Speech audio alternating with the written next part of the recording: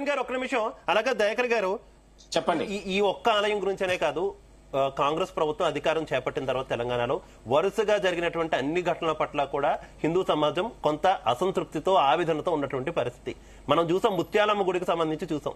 అసలు అరెస్ట్ చేసినటువంటి వ్యక్తి ప్రస్తుతం ఏ శిక్ష అనుభవిస్తున్నాడు అంటే ఎవరు చెప్పలేనటువంటి పరిస్థితి. ఒక్క నిమిషం.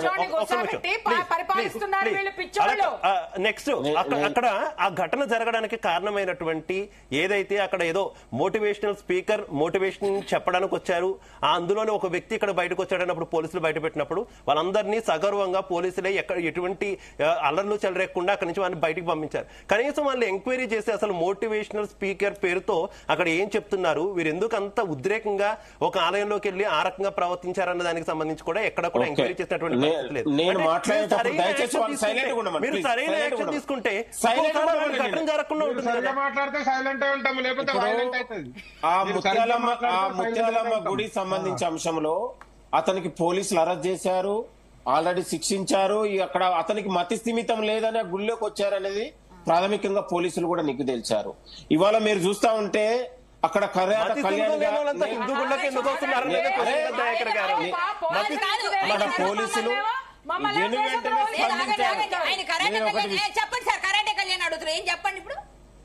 మీరు అక్కడ కరాటే కళ్యాణ్ గారు మొన్న నేను ఎక్కడో యూట్యూబ్ లో అక్కడ చూశాను, ఆ గుడి దగ్గర ఆమె చిందులేస్తూ ఆమె వచ్చినటువంటి ఇవాళ ఈ రాష్ట్ర ప్రభుత్వం బోనాల దగ్గర అత్యంత ప్రతిష్టాత్మకంగా నిర్వహించింది, మహిళల్ని గౌరవించుకుంది, మహిళలకు కూడా ఎక్కడ ఇబ్బందులు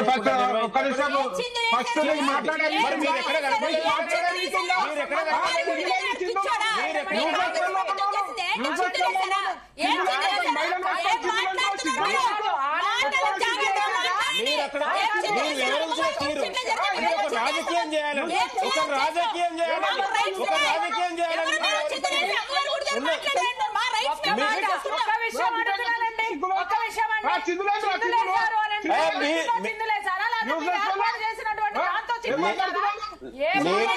నేనేమంటున్నా కళ్యాణ్ గారు, మీరు ఇవాళ మీరు వివరించిన మేము చూసాం. హిందువుల పేరుతో మీరు రాజకీయం చేయాలని చూస్తున్నాము.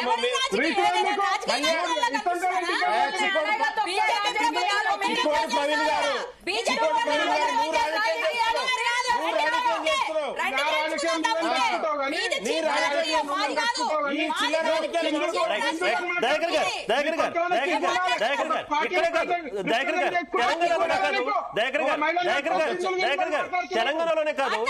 తెలంగాణలోనే కాదు దేశవ్యాప్తంగా.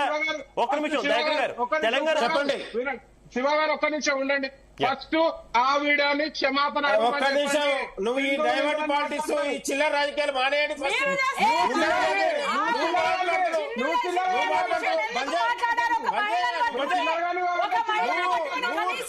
హిందువుల పేరుతో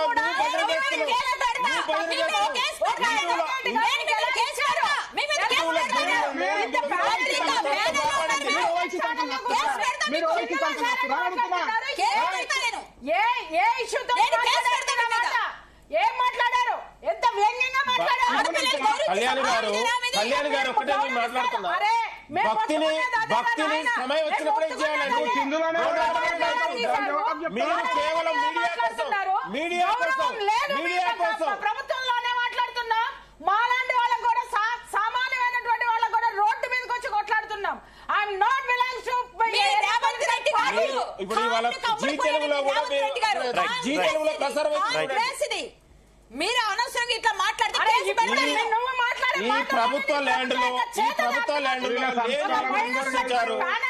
లేని కొందరు ఓట్ల కోసం ఇది డైవర్ట్ పాలిటిక్స్ చేస్తా ఉన్నారు. ఇది డైవర్ట్ పాలిటిక్స్ చేస్తా